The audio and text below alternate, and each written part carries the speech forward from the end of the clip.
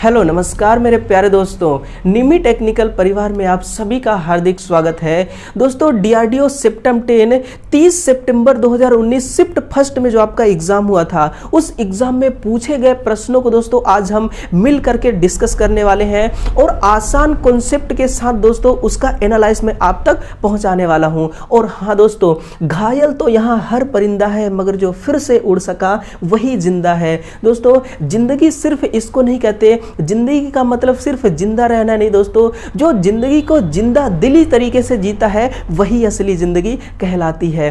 दोस्तों जिंदगी है खूबसूरत, इसे प्यार करो, अभी है रात तो सुबह का इंतजार करो, वो वक्त भी आएगा जिसकी ख्वाहिश है आपको, बस दोस्तों अपने हुनर पे यकीन रखो और वक्त का एतबार करो। तो चलिए दोस्तों हम अपने इस एपिसोड को प्रारंभ करते हैं और आप दोस्तों अपना नोटबुक और अपने कलम के साथ बैठे और हर प्रश्न को दोस्तों नोट करते रहें। बाकी दोस्तों पीडीएफ आपको इस क्लास की टेलीग्राम चैनल पर मिल जाएगा, लेकिन दोस्तों जब आप खुद मेहनत करेंगे ना तब दोस्तों ऊपर वाला भी देखेगा कि बंदा मेहनत कर रहा है, सक्सेस तो इसके हक में होना चाहिए। इसलिए दोस्तों आपको क्या करना है, आपको नोटबुक अपने हाथ में रखना है। पढ़िएगा, पहला क्वेश्चन क्या है कि BIS का पूर्ण रूप क्या होता है। तो इसका जो आंसर है दोस्तों ब्यूरो ऑफ इंडियन स्टैंडर्ड है। अब सुनिए, जो आपका दोस्तों BIS है ना, ये दोस्तों जो आपका BIS है ब्यूरो ऑफ इंडियन स्टैंडर्ड है, इसका पूरा नाम अगर मैं कहूं इसकी स्थापना कब हुआ था, इसकी जो स्थापना है दोस्तों नोट करना, कब दोस्तों इसकी जो स्थापना हुआ था कब हुआ था, 23 दिसंबर को। कब दोस्तों, 23 दिसंबर 1986 को दोस्तों इसका स्थापना हुआ था। और लिखेगा इसका हेड क्वार्टर कहां पर है, आप इसको लिखना दोस्तों, इसका जो हेड क्वार्टर है वो नई दिल्ली में इसका हेड क्वार्टर है। कहां पर दोस्तों, नई दिल्ली में इसका हेड क्वार्टर है। अगर मैं कहूं दोस्तों ये कहां की स्टैंडर्ड है, ये दोस्तों केवल और केवल भारत की है। कहां की दोस्तों, केवल और केवल ये अपने इंडिया का ही ये मानक है ना, इस चीज को नोट करना। एक दोस्तों और होता है, एक क्या होता है, ये है दोस्तों आपका BIS, एक होता है BSI है ना। तो इसका पूरा नाम लिखेगा दोस्तों, इसका क्या होगा पूरा नाम, ब्रिटिश स्टैंडर्ड इंस्टीट्यूट। इसका क्या नाम पूरा होता है, ब्रिटिश स्टैंडर्ड इंस्टीट्यूट इसका पूरा नाम होता है। और इसका स्थापना कब हुआ था इसको भी नोट करना। तो जो इसका स्थापना है दोस्तों 1901 में इसका स्थापना हुआ था। इसी के साथ में आप नोट करना दोस्तों, इसका जो हेड क्वार्टर है ना, इसका हेड क्वार्टर कहां पर है, तो लंदन में इसका हेड क्वार्टर है। कहां पर दोस्तों, लंदन में इसका हेड क्वार्टर है ना, लंदन में इसका हेड क्वार्टर है। और ये दोस्तों पूरे विश्व का मानक है। कहां का, पूरे विश्व का मानक है। और जो आपका ये जो आपका BIS है ना, ये केवल और केवल दोस्तों अपने इंडिया का मानक है। जैसे कि दोस्तों जो आपका ये BSI है, ये दोस्तों इंडिया का भी है, जापान का भी है, इटली का भी है, रूस का भी है, अमेरिका यानी कि पूरे वर्ल्ड का है। लेकिन ये जो आपका BIS है ये दोस्तों कहां का है, केवल ये केवल अपने इंडिया का है। अगले क्वेश्चन में देखिए, DC शंट मोटर में किस असमंजस हेतु स्टार्टर लगाया जाता है। दोस्तों प्रारंभ में उच्च धारा को कम करने के लिए है ना। प्रारंभ में उच्च धारा को हम क्यों करते हैं कि दोस्तों जो आपकी मोटर है, आप एक चीज ध्यान रखना दोस्तों, अगर आपकी 40 वाट की ट्यूबलाइट है ना, कोई भी उपकरण है दोस्तों, अगर 40 वाट के एग्जांपल के लिए समझिए कोई ट्यूबलाइट है, जब उसको आप स्विच ऑन करते हैं ना, तो स्विच ऑन करते समय दोस्तों वो अपने पावर रेटिंग का डबल पावर वो खपत कराती है। इसी प्रकार से मोटर भी दोस्तों स्टार्टिंग में अपने फुल लोड करंट का 5 से 7 गुना अधिक करंट लेती है। लिखिए दोस्तों, जो आपकी मोटर होती है ना, ये फुल लोड करंट का है ना, फुल लोड करंट का दोस्तों कितना, 5 से 7 गुना करंट कितना लेती है, 5 से 7 गुना करंट ये अधिक लेती है। और जब अधिक करंट लेती है उसी करंट को कम करने के लिए हम क्या करते हैं, हम स्टार्टर जैसे दोस्तों एक युक्ति का इस्तेमाल करते हैं।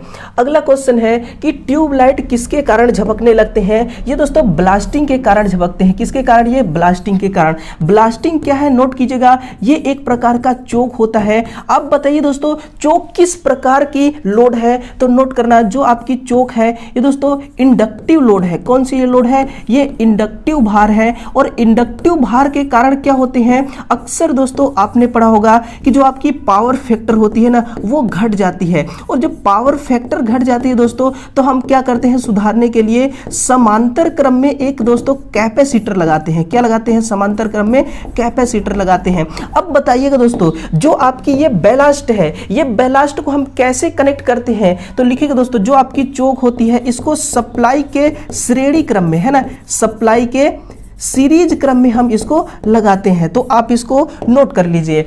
अगला क्वेश्चन देखिए, अगला क्वेश्चन क्या है? क्वेश्चन नंबर 4 है दोस्तों, डियोल स्टार्टर में मोटर को अति भार से बचाने के लिए उपलब्ध होते हैं। डियोल में दोस्तों बैकअप फ्यूज का आप प्रयोग करते हैं। किसका? बैकअप फ्यूज का प्रयोग करते हैं। बैकअप जो फ्यूज है दोस्तों, ये क्यों बैकअप फ्यूज को लगाया जाता है? सुनिएगा, जब मोटर आपकी अति भार होती है, ओवरलोड हो जाती है ना, ओवरलोड होने की कंडीशन में क्या होता है दोस्तों? ओवरलोड होने की कंडीशन में करंट का मान बढ़ जाता है, और उसी करंट से सुरक्षा प्रदान करने के लिए दोस्तों हम क्या करते हैं? बैकअप फ्यूज का काम में, बैकअप फ्यूज को काम में लेते हैं। तो आंसर क्या होगा? बैकअप फ्यूज इसका सही आंसर होगा। आगे बढ़िए दोस्तों, अगला क्वेश्चन क्या है? ट्रांसफॉर्मर की क्षमता किसमें कितनी होती है? तो ये होती है दोस्तों 0.98, है ना। परसेंट का मतलब क्या होता है? तो जो आपका परसेंट है ना, इसका अर्थ होता है दोस्तों 100। इसका अर्थ क्या होता है? इसका अर्थ होता है 100। तो 0.98 को दोस्तों जब आप 100 से मल्टीप्लाई करेंगे तो कितना आ जाएगा? डायरेक्ट ये आ जाएगी 98। अब बताइए दोस्तों, ये जो आपकी पावर ट्रांसफॉर्मर होती है ना, पावर जो आपकी ट्रांसफॉर्मर होती है, पावर ट्रांसफॉर्मर की दोस्तों लिखेगा, जो आपकी पावर ट्रांसफॉर्मर होती है, पावर ट्रांसफॉर्मर की दक्षता को यहाँ 98% बताई गई है। अगर मैं आपसे कहूँ कि जो आपकी डिस्ट्रीब्यूशन ट्रांसफॉर्मर है, कौन सी दोस्तों?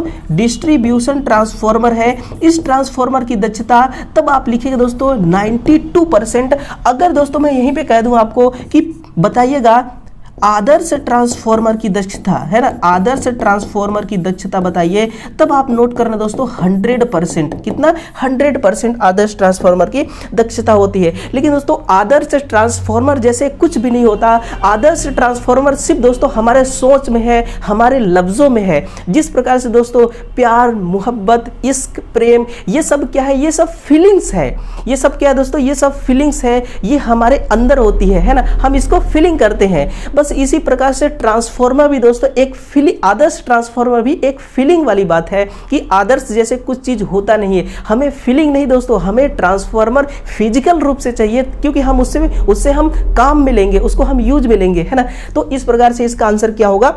इसका आंसर ऑप्शन नंबर सी होगी। आगे देखिए, अगला क्वेश्चन क्या है कि अर्थ तार का रंग कैसा होता है? अब देखिए दोस्तों, जो आपका अर्थ तार है ये हरा रंग की होती है, लेकिन आप ध्यान रखना ये 3 फेज के बारे में बात कर रहा है ना, 3 फेज की सप्लाई, या फिर दोस्तों जो आपकी सिंगल फेज होती है ना, 3 फेज या सिंगल फेज के बारे में जब अर्थ तार की पूछे तब आप लिखना कि हरा कलर की, है ना। लेकिन अगर मैं कहूं कि किसी केबल की, है ना, कोई एक केबल है दोस्तों, मान लीजिए 4 कोर की केबल है। कितनी कोर की? 4 कोर की आपकी क्या है? केबल है। तो उसमें अर्थ तार किस रंग का होगा? तो इसमें अर्थ तार दोस्तों येलो ग्रीन होगी। कैसी होगी? येलो ग्रीन कलर की, यानी कि पीला और हरा कलर का आपका 4 कोर की केबल में होगी। अब बताइए दोस्तों, 4 कोर की मान लीजिए केबल है 1, 2, 3 और 4, ये 4 कोर वाली एक केबल है। तो इसमें जो अर्थ तार होगी ना येलो ग्रीन की होगी।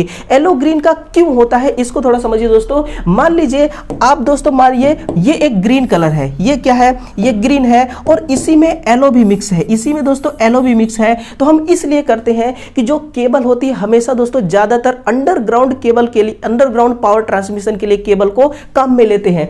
मान लीजिए दोस्तों कि आर जो फेज है ये ब्रेक हो गया, कहीं से टूट हो गया अंडरग्राउंडिंग में, तो आप एक फेज के टूट जाने से दोस्तों ना ही केबल को उखाड़ेंगे और ना ही दोस्तों अंडरग्राउंडिंग सिस्टम को पूरा हटाएंगे, है ना, क्योंकि बहुत अधिक कॉस्ट आएगा। इससे बचने के लिए हम क्या करेंगे? आर फेज का दोस्तों हम सप्लाई किसके माध्यम से भेजना स्टार्ट कर देंगे? इस जो आपकी येलो ग्रीन की तार है इसके माध्यम से आर फेज वाली करंट को पास कराना स्टार्ट कर देंगे। क्योंकि आप यहां पर देख रहे होंगे कि जो येलो कलर है ना, येलो कलर किसको बताती है? ये फेज को बताती है। इसीलिए दोस्तों हम इसको फेज के रूप में भी काम में ले सकते हैं। अगला क्वेश्चन देखिएगा कि छत का पंखा धीमा गति से घूर्णन करने से गर्म हो जा रहा है, वह तथ्य चुने जो इसका जनक नहीं है। दोस्तों सुनिए, बीयरिंग घिस गई हो, अगर बीयरिंग घिसती है ना, बीयरिंग घिसने का मतलब है कि दो पार्ट आपस में रगड़ खा रहे हैं और रगड़ने से हीट उत्पन्न होता है और हीट दोस्तों इससे होगा। वाइंडिंग भूयोजित अथवा अंशतः लघु परिपथ हो जाती है और लघु परिपथ की कंडीशन में दोस्तों बहुत अधिक करंट चलती है और करंट उष्मा उत्पन्न करती है, तो इससे भी आपका पंखा गर्म हो जाएगा। आपूर्ति लाइन के संयोजन अंतर विनिमय हो चुके हैं। अंतर विनिमय का मतलब क्या है, ये हमें क्या बताना चाह रहा है, ये बताना चाह रहा है दोस्तों कि जो आपकी सप्लाई तार है ना, जो आपकी सप्लाई तार है वह दोस्तों उसका सप्लाई तार का जो कनेक्शन है ना, कनेक्शन में क्या कर दिया गया है, बदलाव कर दिया गया है। और जब कनेक्शन में बदलाव होता है ना, कनेक्शन में बदलाव करने से कभी भी हीट उत्पन्न नहीं होती है और संधारित्र जल गई है तो भी हीट उत्पन्न होगी। इसलिए दोस्तों इसका क्या आंसर है, ऑप्शन नंबर इसका सी करेक्ट आंसर है। आगे देखिए अगला क्वेश्चन है कि परमाणु रिएक्टर में प्रयुक्त नियंत्रण छड़ें किस धातु की बनी होती है। ये दोस्तों बोरोन की बनी होती है। किसकी, ये बोरोन की होती है। आगे देखिए अगला क्वेश्चन क्या है, भारतीय वैद्युतिक नियमों के अनुसार किसी मध्यम वोल्टेज की सेवा लाइन सहित कोई चालक सड़क के पार अथवा उसके किसी अंश के लिए कम से कम न्यूनतम ऊंचाई कितनी होनी चाहिए। ये होनी चाहिए दोस्तों कितना, 18 फीट होनी चाहिए, है ना। आप लिखिए दोस्तों, अगर इसको मीटर में पूछा गया होता तो आप लिखते दोस्तों 5.4, कितना, 5.4 मीटर। आप देखिएगा ये हाइट की बात कर रहा है, किस प्रकार के हाइट की बात कर रहा है, आप थोड़ा समझिए दोस्तों। यहां पर क्या है, मान लीजिए ये आपका इंसुलेटर है, ये दो पोल है ना, ये इंसुलेटर है दोनों साइड पे। यहां पे आपने किसी केबल को बांध रखा है, यहां पर आपने दोस्तों किसी केबल को बांध रखा है, इस प्रकार से आपने यहां पर केबल को बांध रखा है। तो देखिए ये है आपका सरफेस, इस सरफेस और इस केबल से की बीच की जो दूरी है ना, इसको हम ग्राउंड क्लियरेंस कहते हैं। इसको हम क्या कहते हैं दोस्तों, ग्राउंड क्लियरेंस कहते हैं। और ये जो ग्राउंड क्लियरेंस है ये कितना होना चाहिए, 18 फीट या फिर 5.4 मीटर, है ना, 5.4 मीटर होना चाहिए। ये किस एक्ट में कहा गया है, तो आप लिखेगा दोस्तों ये एक्ट 77 में कहा गया है। किसमें, ये एक्ट 77 में कहा गया है। अगला क्वेश्चन देखिए, क्वेश्चन नंबर 10 क्या है, क्वेश्चन 10 है कोरोना बनने की संभावना अधिकतर किस सीजन में अधिक होती है। अब एक कंफ्यूजन वाली ऑप्शन आपके सामने लेकर आए हो दोस्तों, और इस कंफ्यूजन से जरा आप बच सकते हैं तो बच के दिखाइएगा, है ना। आप, मुझे यकीन है कि आप बच ही जाएंगे क्योंकि आपकी जो तैयारी है दोस्तों बहुत अच्छी तैयारी आपकी है। कोरोना बनने की संभावना अधिकतर किस सीजन में अधिक होती है, शीतकालीन सीजन में, आर्द्र सीजन में, गर्म सीजन में या बरसाती सीजन में। दो ऑप्शन तो बिल्कुल दोस्तों मैं खुद से ही डिलीट करता हूं। अब दो ऑप्शन आप पे छोड़ता हूं, आप तुरंत कमेंट करिए और बताइए कि इसका शीतकालीन सीजन सही आंसर होगी या फिर आर्द्र सीजन। मैं दोस्तों आर्द्र की तरफ जाऊंगा और आपका कंफ्यूजन भी क्लियर करूंगा। आर्द्र का मतलब ये होता है दोस्तों, आर्द्र का मतलब किसी मौसम से नहीं है, किसी मौसम से नहीं है। शीतकालीन का मतलब क्या होगा कि नमी युक्त मौसम में, हम भी मानते हैं कि नमी युक्त मौसम में अधिक होती है। कभी दोस्तों कई बार ऐसा होता है कि सीजन खराब होने की वजह से गर्मियों में भी बरसात होने लगती है। अगर मान लीजिए कि दोस्तों 4 दिन लगातार बरसात होने लगा तो जो नमी की मात्रा है वो बढ़ जाएगी, और नमी बढ़ने से दोस्तों कोरोना जरूर होगा। तो नमी सीजन में दोस्तों, नमी युक्त सीजन में अधिक कोरोना होता है। मान लीजिए कभी ठंडी का मौसम है दोस्तों, किसी साल किसी वर्ष ठंड पड़ी ही नहीं, है ना, ठंड नहीं पड़ी, तो इसका मतलब ये नहीं कि नमी ना होने के बावजूद भी सीजन होने पर आपका कोरोना लॉस होने लगा, ऐसा नहीं होता है। होता हमेशा किस पर है, ये आर्द्र में ही होता है। तो इसका जो आंसर है ऑप्शन नंबर इसका बी करेक्ट होगा। आगे बढ़िए, निम्नलिखित में से किसमें सबसे अधिक ग्रिड स्थापित करने की क्षमता होती है। ये दोस्तों हवा प्लांट में होती है। किसमें, हवा प्लांट में। अब बताइएगा दोस्तों, जो आपका सबसे बड़ा विंड पावर प्लांट है, विंड पावर प्लांट, ये कहां पर विंड पावर प्लांट है, तो एक पॉइंट नोट करना दोस्तों, राजस्थान के जैसलमेर में। कहां पर दोस्तों, राजस्थान के जो जैसलमेर है ना, वहां पर दोस्तों सबसे बड़ी, विश्व की सबसे बड़ी विंड पावर प्लांट को स्थापित किया जा रहा है। आप ध्यान रखना, अभी इंस्टॉलमेंट किया नहीं गया है दोस्तों, उसको, उस पर अभी काम चल रही है ना, और साथ में विंड विंड के साथ में सोलर पावर प्लांट भी ऐड है उसी में। तो विश्व का सबसे बड़ा पावर प्लांट कहां पर है? राजस्थान के जैसलमेर में। अब नोट करना एक डाटा को, जो हवा पावर प्लांट है इससे दोस्तों हम 10% बिजली का उत्पादन करते हैं। सूर्य पावर प्लांट के द्वारा दोस्तों हम 8% बिजली का उत्पादन करते हैं। गोबर प्लांट के द्वारा दोस्तों 2.3% बिजली का उत्पादन होती है। और यहीं पर छोटी जल प्लांट के द्वारा दोस्तों 1.3% बिजली का उत्पादन किया जाता है। अब बताइए इस डेटा के अनुसार सबसे बड़ी अधिक ग्रिड स्थापित करने की क्षमता किसमें होती है? तो दोस्तों हवा प्लांट में होती है। किसमें? हवा प्लांट में होती है। अगला क्वेश्चन देखिए। और हाँ दोस्तों, इस क्लास को भी आप लाइक करते रहना साथ ही साथ, और हमारे दोस्तों इस परिवार का हिस्सा भी आपको बनना है। चैनल को सब्सक्राइब भी करना है आपको, और दूसरे विद्यार्थियों तक साथ ही साथ इस क्लास को शेयर भी करना है। बस दोस्तों आप हमें थोड़ा मोटिवेट करते रहिए। हम आपके लिए बहुत कुछ करने की उम्मीद रखते हैं, बहुत कुछ करने की दोस्तों हम सोच भी रहे हैं आपके लिए। हम आपके लिए बहुत कुछ अलग करने वाले हैं। बस आप दोस्तों आप हमारे साथ बने रहिए। किसी डीसी जनरेटर में सिंप्लेक्स, लैप, वाउंड, आर्मेचर कितने समांतर पाथ होंगे? अब सुनना, इस क्वेश्चन में दोस्तों आपको 3 महत्वपूर्ण फैक्ट्स ध्यान रखना है। वो कौन कौन से फैक्ट्स हैं? सबसे पहले आप दोस्तों पकड़िए कि पोल है ना, जब भी पोल ना दिया हो दोस्तों तो आपको क्या मानना है ना, आपको ये मानना है दोस्तों कि जो आपकी मिनिमम पोल की संख्या है, अगर पोल ना दिया हो तो दोस्तों मिनिमम पोल आपको 2 पोल मानना है। और अधिकतम कितने पोल मानने हैं ये भी आप ध्यान रखिए। तो अधिकतम पोल दोस्तों आपको कितना मानना होता है? 8 पोल। कितना?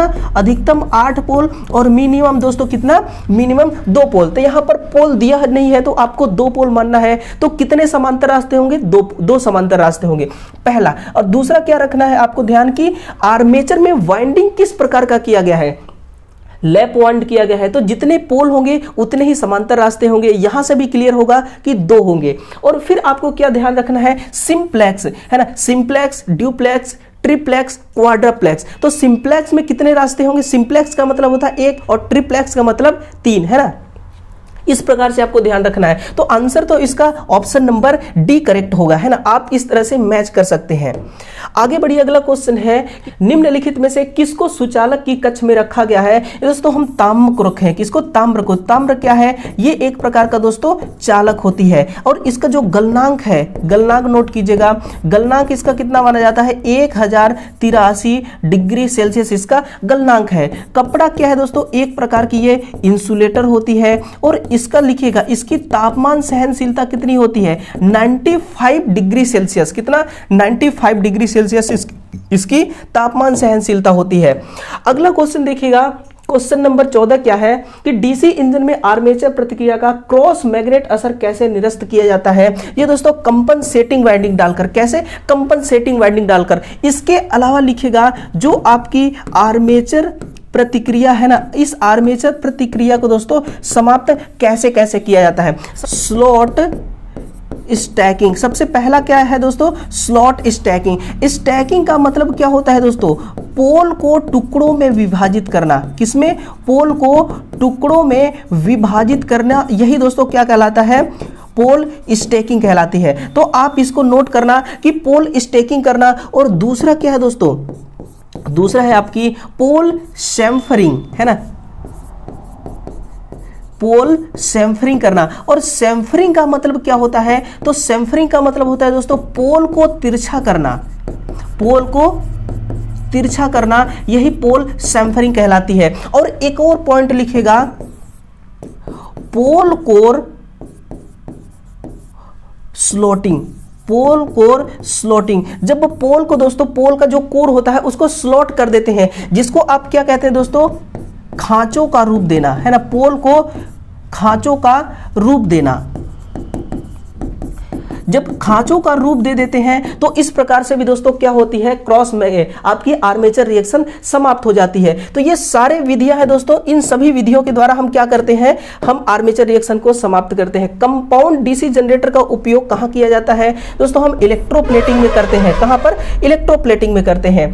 आगे देखिए, अगला क्वेश्चन क्या है? अगला है कि स्टेपर मोटर का इस्तेमाल कहां पर किया जाता है? जिसको हम फैक्स मशीन में करते हैं। लिफ्ट में हम किस मोटर को काम में लेते हैं? तो 3 फेज का सिंक्रोनस मशीन। कौन सी दोस्तों? 3 फेज की सिंक्रोनस मशीन को हम काम में लेते हैं। अगला है कि कंप्रेसर में, तो इसमें डीसी शंट मोटर को, किसको, डीसी शंट मोटर को हम कहां पर काम में लेते हैं, कंप्रेसर में काम में लेते हैं। आगे देखिए अगला क्वेश्चन है, आर्क वेल्डिंग में ट्रांसफार्मर किस प्रकार के होते हैं। ये क्वेश्चन दोस्तों कई दफा पूछा जाता है कि आर्क वेल्डिंग में जो ट्रांसफार्मर होती है वो स्टेप नीचे का मतलब क्या है, स्टेप डाउन ट्रांसफार्मर। अगर दोस्तों यहां पर आपसे ये पूछा होता कि बताइएगा जो आर्क वेल्डिंग होती है ना, इस आर्क वेल्डिंग में जनरेटर कौन सी होती है ना, आर्क वेल्डिंग में जनरेटर कौन सी होती है, तब दोस्तों आपका आंसर क्या होता, डिफरेंशियल कंपाउंड। कौन सी दोस्तों, differential compound, differential compound generator. Differential compound generator जब जनरेटर की बात करें और जब ट्रांसफार्मर की बात करिए तो स्टेप डाउन ट्रांसफार्मर होते हैं। अगला है मेगर में सप्लाई कौन सी होती है, तो मेगर में सप्लाई ध्यान रखिए दोस्तों शुद्ध डीसी प्रकार की होती है। कौन सी, शुद्ध डीसी। अगर इसमें पूछे कि टर्मिनल कौन कौन से होते हैं, है ना, टर्मिनल के बारे में, तो एक एल होती है दोस्तों और एक होती है सी। कौन, एक एल और एक सी, इसमें दो टर्मिनल होते हैं। और एक बात ध्यान रखना दोस्तों, जो आपकी मैगर है ना, और मैगर में दोस्तों जनरेटर मैगर में किस प्रकार का जनरेटर लगा होता है, तो अस्थाई चुंबक वाली जनरेटर। कौन सी दोस्तों, अस्थाई चुंबक युक्त जनरेटर इसमें हम काम में लेते हैं, जो 160 आरपीएम पर घूमती है। कितने पर, 160 आरपीएम पर घूमती है और 500 वोल्टेज का दोस्तों ये 500 वोल्ट का ये वोल्टेज उत्पन्न करती है। इसलिए आपको कहा जाता है कि एल और सी जो दो टर्मिनल है इनको कभी भी एक साथ नहीं छूना चाहिए। अति उत्तेजित सिंक्रोनित मोटर की प्रतिक्रिया होती है, तो ये होती है दोस्तों आपका पावर फैक्टर में वृद्धि। यानी कि सिंक्रोनस मोटर का जो एक्साइटेशन है ना, उस एक्साइटेशन को अगर आप ओवर करेंगे तो पावर फैक्टर में क्या होती है, वृद्धि होती है और आपकी आर्मेचर करंट में भी क्या हो जाती है, वृद्धि हो जाती है ना।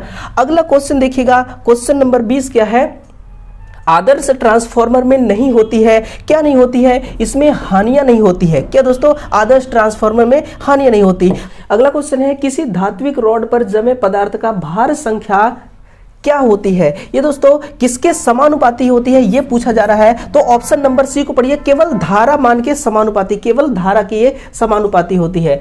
अगला देखिए, इलेक्ट्रोप्लेटिंग प्रक्रिया में धनात्मक इलेक्ट्रोड क्या कहलाती है, तो आपका जो एनोड होता है इसी को हम कहते हैं धनात्मक इलेक्ट्रोड, है ना, इसको क्या कहते हैं, धनात्मक इलेक्ट्रोड। और जो आपकी दोस्तों कैथोड होती है इसको हम ऋणात्मक इलेक्ट्रोड कहते हैं, है ना, क्या, ऋणात्मक इलेक्ट्रोड कहते हैं। जो आपकी ऋणात्मक इलेक्ट्रोड होती है इसका काम क्या है, तो ऋणात्मक इलेक्ट्रोड दोस्तों इसको हीट करने पर ये इलेक्ट्रॉन का एमिशन करता है, इलेक्ट्रॉन को ये उत्सर्जित करते हैं। हेक्सा ब्लेड की लंबाई कैसे मापी जाती है, तो इसको हम दो पिन छिद्रों के केंद्रों के बीच से हम इसको मापते हैं। इससे जुड़ी और कुछ पॉइंट लिखे, जो आपकी हेक्सा ब्लेड होती है, हेक्सा ब्लेड की अगर मोटाई के बारे में पूछे कि इसकी मोटाई कितनी होती है, तो नोट करना दोस्तों, इसकी जो मोटाई है 0.6 mm से लेकर के 0.8 mm क्या होती है, ये इसकी मोटाई है। अगर पूछे कि इसकी चौड़ाई कितनी होती है, तो आप लिखना दोस्तों, इसकी जो चौड़ाई होती है 12 से दोस्तों 16 mm इसकी क्या होती है, इसकी चौड़ाई होती है, चौड़ाई। इसी के साथ में लिखेगा इसकी जो टोटल लंबाई होती है, किसकी लंबाई, तो इसके ब्लेड की लंबाई, तो टोटल लंबाई होती है दोस्तों 25 से 30 सेंटीमीटर। कितना, 25 से 30 सेंटीमीटर। अगर आपसे ये पूछ दे दोस्तों प्रॉपर कि बताइएगा पावर हेक्सा ब्लेड की मोटाई, है ना, पावर हेक्सा ब्लेड की मोटाई आपसे जब पूछे तब आप लिखना दोस्तों, इसकी जो मोटाई होती है ना, लिखेगा इसकी जो मोटाई होती है वो होती है दोस्तों कितना, 1.27 mm से लेकर के 2.54 mm तक। कितना, 2.54 mm तक। तो इसको आपको नोट करना है, ये आपके एग्जाम के लिए बहुत ही महत्वपूर्ण है, बड़ा ही काम आ सकता है ना, इसलिए आपको नोट करना है। कोई भी पॉइंट दोस्तों आपके लिए महत्वपूर्ण बन सकता है, इसलिए आप किसी भी पॉइंट को इग्नोर नहीं कर सकते हैं। हर पॉइंट आपके लिए उतना ही महत्व है जितना कि दोस्तों अदर क्वेश्चन आपके लिए जरूरी है। डीसी मोटर का योग किस धातु से बनता है, ये दोस्तों कांस्य से आयरन से बनाए जाते हैं। किससे, कांस्य से आयरन, जिसको हम कास्ट स्टील कहते हैं। अगला क्वेश्चन है कि इंडक्शन मशीन की सॉफ्ट पर पावर किस रूप में मिलती है? ये दोस्तों हमें स्लिप गुणे यांत्रिक शक्ति, स्लिप गुणे यांत्रिक उत्पन्न यांत्रिक पावर यही मिलती है। देखिए जो आपकी उत्पन्न यांत्रिक पावर है ना, आपकी दोस्तों यांत्रिक पावर आपके मोटर की कहां पर उत्पन्न होती है? दोस्तों मोटर की जो आपकी आर्मेचर वाइंडिंग होती है ना, आर्मेचर कॉइल में उत्पन्न होती है दोस्तों आपकी यांत्रिक पावर। और स्लिप किसको हम कहते हैं? तो जो आपकी स्लिप होती है ना, उसको नोट करिए दोस्तों, जो आपके सॉफ्ट की आरपीएम होती है उसको माइनस करिए किससे? चुंबकीय क्षेत्र के आरपीएम से। किससे? चुंबकीय क्षेत्र के आरपीएम से। जब सॉफ्ट की आरपीएम के साथ आप माइनस करेंगे, जो डेटा आपको मिलेगा वही कहलाती है स्लिप। इसलिए दोस्तों स्लिप भी ऐड होती है जो आपको आउटपुट पर मिलती है पावर। और आउटपुट में दोस्तों ये किस नाम से मिलती है? तो बीएचपी के नाम से मिलती है, जिसको हम क्या कहते हैं? ब्रेक हॉर्स पावर, है ना, ब्रेक हॉर्स पावर कहते हैं। और इसी ब्रेक हॉर्स पावर को हम उपयोगी पावर भी कहते हैं। हम इसको क्या कहते हैं? उपयोगी पावर के नाम से भी हम इसी को जानते हैं। तो जो हमें बीएचपी के रूप में मिलता है दोस्तों ब्रेक हॉर्स पावर, इसी को हम यूज करते हैं, है ना। यूनिवर्सल मोटर का वक्र किस मोटर की भांति होता है? ये दोस्तों डीसी मोटर की भांति होता है, डीसी सीरीज मोटर की भांति होती है। किसकी भांति? डीसी सीरीज मोटर की भांति। अगला देखना, सिंक्रोनस मोटर का संचालन निम्न में से किस पर किया जाता है? ये दोस्तों लैग, लीड और इकाई तीनों प्रकार के पावर फैक्टर पे काम कर सकती है। अगला क्वेश्चन है कि वैद्युतिक रासायनिक तुल्यांक क्या होता है? ये होता है दोस्तों प्रति इकाई हाइड्रोजन की मात्रा के लिए किसी तत्व का मुक्त हुआ अनुपात। यही क्या कहलाता है? आपका वैद्युतिक रासायनिक तुल्यांक। लिखेगा जो आपकी वैद्युतिक रासायनिक तुल्यांक है ना, रासायनिक तुल्यांक है, इसका दोस्तों मात्रक क्या होता है ये नोट करना आप। तो जो इसका मात्रक है ग्राम प्रति कूलाम होता है। क्या इसका मात्रक होता है? ग्राम प्रति कूलाम। ग्राम प्रति कूलाम कैसे आया दोस्तों? जो आपका वैद्युत है ना, वैद्युत क्या है? ये एक प्रकार का दोस्तों क्या है? ये आवेश है। और आवेश का जो मात्रक होता है कूलाम में ही तो होता है ना। और जो रासायनिक तुल्यांक है, ये रासायनिक तुल्यांक क्या है दोस्तों? एक वजन है। कौन सी वजन? मुक्त हुए पदार्थ का वजन। और वजन को हम किस में लिखते हैं? हम ग्राम में लिखते हैं। इसलिए इसका ग्राम प्रति कूलाम इसका सही आंसर माना जाएगा, इसका मात्रक। अगला देखिए, अगला क्वेश्चन है डेल्टा में प्रत्येक प्रतिरोध 12 ओम का है, इसके समतुल्य स्टार में प्रत्येक का प्रतिरोध कितना होगा? आपको दोस्तों बिल्कुल ऐसे क्वेश्चन को अपने सामने दोस्तों बस 10 सेकंड से अधिक आपको टिकने ही नहीं देना है। ये आपको ऐसे क्वेश्चन को दोस्तों इस प्रकार से सॉल्व करना है कि ये क्वेश्चन जो है ना आपको दोस्तों आपका टाइम बचा सकती है ना, आपका टाइम बचा सकती है। और एक एक सेकेंड आपके लिए कितना इंपॉर्टेंट होता है ये आपसे भली भांति और कौन जान सकता है। मैगर में कंट्रोलिंग बल को किस नाम से जाना जाता है? तो इसमें कोई कंट्रोलिंग बल नहीं होती। मैगर में दोस्तों कोई कंट्रोलिंग बल नहीं होती। हाँ, अगर कॉइल के बारे में पूछे, किसके बारे में दोस्तों? अगर कॉइल के बारे में तो लिखना इसमें 2 कॉइल होती है। इसमें दोस्तों होता है प्रेशर कॉइल, है ना, प्रेशर कॉइल होती है, और एक होती है करंट कॉइल। अगर इसका दोस्तों पूछे कि कितना होता है करंट कॉइल, तो इसमें 2 करंट कॉइल होती है और 2 ही दोस्तों इसमें प्रेशर कॉइल होती है। तो आप इसको नोट करना, करंट कॉइल और प्रेशर कॉइल ये दोस्तों बहुत ही महत्वपूर्ण कॉइल होती हैं और इसमें कंट्रोलिंग बल कोई नहीं होता। प्रतिरोध नापने के लिए क्या बनाया गया है? तो दोस्तों ओम यंत्र, है ना, ये क्या मापेगी? ये प्रतिरोध को मापेगी। अब बताइएगा जो आपका एम्पियर यंत्र है ये किसको मापेगी? ये तो करंट को ही मापेगी। किसको? ये करंट को। आवर यंत्र किसको मापेगी? बीतते हुए लम्हे को कौन माप सकता है? तो याद रखना सैंड ग्लास। कौन दोस्तों? Sand glass. सैंड ग्लास दोस्तों बीतते हुए लम्हे को, यानी कि जो समय बीत रहा है ना उसको कौन मापेगा? सैंड ग्लास उसको माप कर देगी। आपके लिए है ना दोस्तों कुछ नया चीज सीखने का, इसलिए आप हमारे साथ बने रहिए। बहुत कुछ ऐसे चीज आपके लिए लेकर आए हैं जो बिल्कुल यूनिक होगा आपके लिए, बिल्कुल नया, वो पहली बार आप उसको सुनेंगे। और पावर यंत्र दोस्तों ये क्या मापेगी? वाट मीटर इसको मापेगी, है ना। जो आपकी वाट मीटर है वही किसको मापेगी? पावर को मापेगी। आगे बढ़िए, अगला क्वेश्चन है कि भारत देश में प्रसारण लाइन सर्वाधिक किसमें किया जाता है? दोस्तों ऊपरी माध्यम से किया जाता है। किससे? ओवरहेड ट्रांसमिशन लाइन के द्वारा सबसे अधिक करते हैं, जो कि 765 दोस्तों किलो वोल्ट तक भी हम कर सकते हैं। RL सर्किट में फेज कोड यदि प्रतिरोध नगण्य हो, यदि दोस्तों रेजिस्टेंस का मान शून्य हो, यानी कि रेजिस्टेंस का मान शून्य हो, तब आपका आंसर आएगा 90 ओम। अगर रेजिस्टेंस कुछ न कुछ है तब दोस्तों इस अंश में आपको बदलाव देखने को मिलेगा। अगला क्वेश्चन है कि किसी सिंक्रोस्कोप का कार्य क्या होता है। इसका कार्य होता है दोस्तों समतुल्य दो अल्टरनेटर को सही समानता इंगित करना। कहने का इसका तात्पर्य क्या है कि जो आपकी इनकमिंग जनरेटर होगी, उस जनरेटर, वह जनरेटर और जो आपकी रनिंग जनरेटर है वह जनरेटर, दोनों जनरेटर पूरी तरह से सिंक्रोनाइज हो चुके हैं या फिर नहीं, इसको बताएगा सिंक्रोस्कोप कार। किसी डीसी मोटर्स का इंड्यूस्ड ईएमएफ किस राशि के समान होती है। ये दोस्तों बड़ा ही इजी और सिंपल है। ईएमएफ बराबर क्या होती है 5ZNP बटा 60A। इस फॉर्मूला को आप कभी मत भूलिए दोस्तों, ये बहुत ही काम की चीज है ना। आप देखिए फ्लक्स, चालक और दोस्तों क्या है गति और पोल, इसमें क्या है समांतर रास्ते, ये गलत है, आवृत्ति गलत है, फेज कोड गलत है, ऑप्शन नंबर इसका डी करेक्ट है। आप इसलिए ध्यान रखिए दोस्तों, जो फ्लक्स है चुंबकीय फ्लक्स, जेड क्या है आर्मेचर वाइंडिंग के बारे में बता रही है, एन क्या है जो आपकी रोटर घूम रही है उसको बता रही है, सॉरी जो चुंबकीय क्षेत्र घूम रही है उसको बता रही है, और पी किसको बता रही है दोस्तों पोल को बता रही है। अगला क्वेश्चन, इलेक्ट्रोप्लेटिंग इनमें से किस पर होती है। ये दोस्तों आपकी इलेक्ट्रोप्लेटिंग मात्र कैथोड पर होती है। किस पर, मात्र कैथोड पर होती है।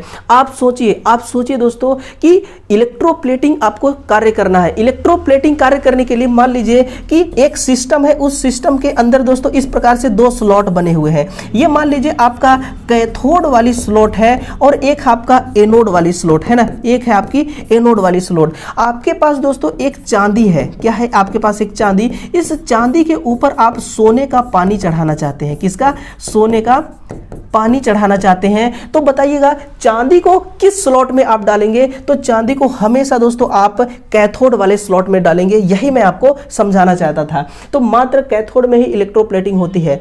अगला क्वेश्चन देखिएगा, केज प्रकार के मोटर में स्टार्टिंग टॉर्क कैसा होता है। तो ये अति निम्न होती है और इसमें हम टॉर्क को बढ़ाने के लिए क्या करते हैं दोस्तों, डबल केज रोटर का प्रयोग करते हैं। किसका, डबल केज रोटर का प्रयोग करते हैं। और डबल केज रोटर प्रयोग करने से क्या होता है, स्टार्टिंग टॉर्क में बढ़ोतरी हो जाती है ना। अगला क्वेश्चन देखिएगा, एसी परिपथ में शक्ति गुणांक किसके बराबर होती है। बड़ा ही आसान क्वेश्चन है दोस्तों, वोल्टता और करंट के कोण की कोसाइन के साथ, है ना, यही इसका सही आंसर है। यही क्या कहलाती है आपकी पावर फैक्टर। सीट मेटल के थिकनेस नंबरों की एक सीरीज द्वारा प्रकट की जाती है। इसको हम क्या कहते हैं, तो इसको हम गेज कहते हैं। इसको क्या कहते हैं, इसको हम गेज कहते हैं। लास्ट क्वेश्चन है, देखिए लास्ट क्वेश्चन क्या है, 40 नंबर क्वेश्चन है। पढ़िएगा इस क्वेश्चन को कि निम्न में से खोई क्या है। खोई कहते हैं दोस्तों जो गन्ना होता है ना, गन्ने को दोस्तों चूसने के बाद जो उसमें से मटेरियल बचता है उसको हम क्या कहते हैं, खोई कहते हैं, है ना। गन्ने का रेशे वाला जो भाग होता है इसी को खोई कहते हैं। और जो आपकी खोई है, इस खोई का प्रयोग कहां पर करते हैं, बॉयलर में करते हैं। कहां पर दोस्तों, हम इसका प्रयोग बॉयलर में करते हैं। इसको आप ध्यान रखने, है ना। जो आपकी थर्मल पावर प्लांट होती है ना, वहां पर भी दोस्तों बॉयलर को हीट करने के लिए हम गन्ने की खोई और जो धान का भूसा होता है उसका भी यूज करते हैं। तो ये थे दोस्तों टोटल 40 क्वेश्चन और 40 क्वेश्चन का दोस्तों बिल्कुल आसान कॉन्सेप्ट के साथ दोस्तों आंसर आप तक मैंने डिलीवर कर दिया। जिस उद्देश्य के साथ दोस्तों मैं आपके सामने खड़ा था उस उद्देश्य को मैंने पूरा किया। और जब दोस्तों मैं अपना उद्देश्य पूरा कर लेता हूं मुझे बहुत सुकून मिलता है, अंदर से दोस्तों मुझे बहुत खुशी होती है ना। तो चलिए दोस्तों कल सुबह फिर से मिलते हैं नए नए क्वेश्चनों के साथ। और चैनल को जरूर सब्सक्राइब कीजिएगा दोस्तों, और दूसरे मित्रों तक इसे जरूर भेजिएगा। और इस क्लास को थोड़ा लाइक करिए दोस्तों, और चैनल को सब्सक्राइब करिए। तो चलिए मिलते हैं दोस्तों अगले एपिसोड में। बाकी के जो क्वेश्चन बचे हुए हैं उन क्वेश्चनों को भी देखने के लिए आप जरूर वापस लौट कर आना। यही तो संघर्ष है मेरे भाइयों, यही तो संघर्ष है मेरे दोस्त। और जितना संघर्ष दोस्तों आप डूब कर करेंगे ना, उतना ही दोस्तों निखर करके आप बाहर निकलेंगे। तो चलिए कल फिर से मिलते हैं, तब तक के लिए दोस्तों आप सभी को बहुत बहुत धन्यवाद। Thank you.